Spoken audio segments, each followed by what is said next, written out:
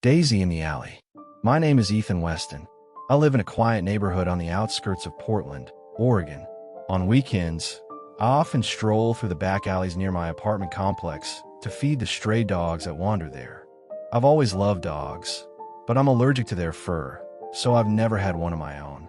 There was one dog in particular, a black and white mixed breed, that I grew especially fond of.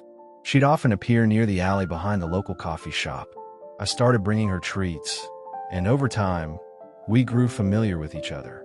Even when I didn't have food, she'd wag her tail and circle around me, gentle and sweet.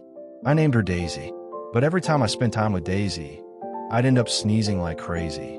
Still, I couldn't resist visiting her. One week, I had to travel out of town for work, a common thing in my job. When I returned late one windy night, around 10 p.m., the cab couldn't get through because of road construction. I figured I'd just walk the last few blocks.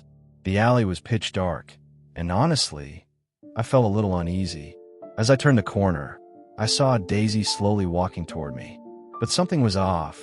Her posture was tense, and she looked almost aggressive. I tried to talk to her, to calm her down, but the moment I stepped forward, she growled and lunged. Startled, I backed away quickly. I thought maybe she didn't recognize me after a few days apart.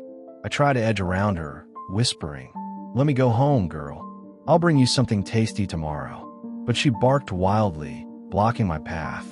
Just then, crash, a large, rusted-out billboard frame came crashing down right where I had been standing. If I hadn't stepped back, it would have hit me square on the head. Heart pounding, I looked around for Daisy, but she was gone. I figured she must have run off when the sign fell. Shaken, I hurried home. The next day after work, I went to the pet store and bought Daisy's favorite treats. I wanted to thank her. She'd saved my life. On my way to the alley, I ran into Mike, the night security guard I often chatted with. When I mentioned Daisy, his face fell. "You didn't hear?" he said. "Daisy died a few days ago. Someone in the neighborhood put out poisoned food. She didn't make it." I was stunned. I had just seen her the night before. How could that be? But Mike was serious. He wouldn't lie about something like that.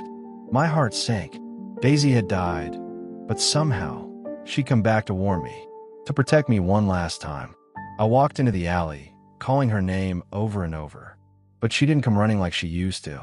I left the treats in our usual spot, whispering, "I hope you never have to wander again in your next life."